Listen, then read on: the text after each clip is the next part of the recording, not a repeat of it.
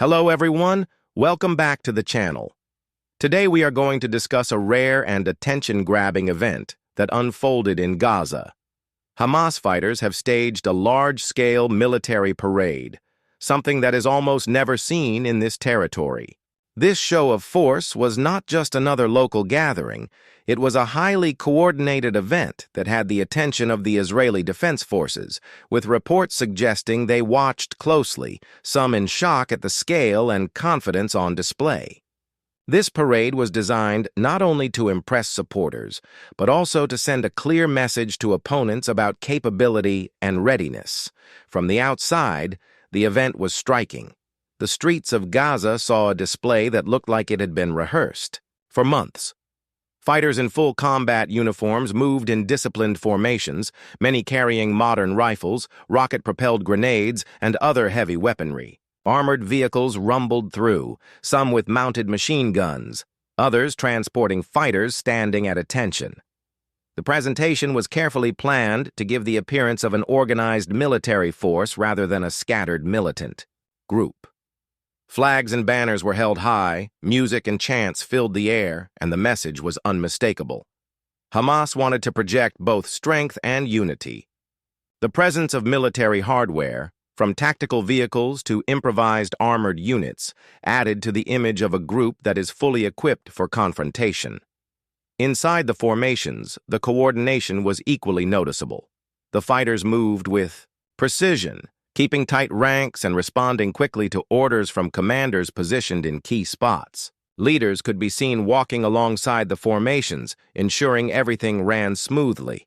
There was no visible chaos, no breaks in rhythm, and that kind of discipline is meant to leave a strong impression, both for the local audience and anyone watching from outside.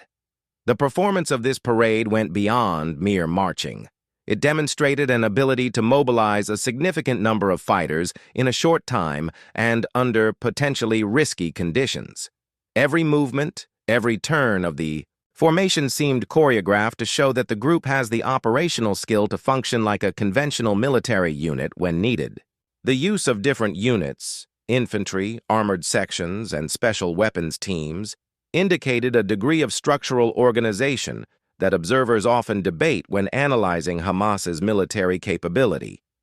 For the group, this was not just a morale-boosting exercise. It was a public relations statement aimed at multiple audiences.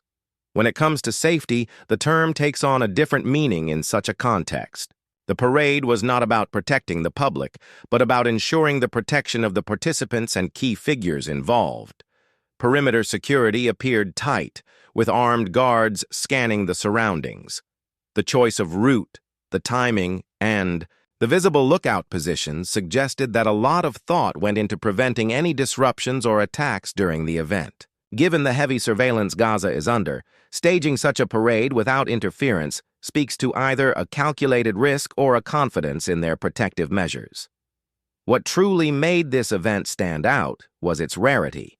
Large public military parades in Gaza are uncommon, largely due to the constant risk of airstrikes and the political consequences such displays can trigger. By organizing this openly and on such a scale, Hamas was making a calculated statement. They believe they can display their arsenal and organization without immediate reprisal, or they are willing to accept the potential consequences to make their point.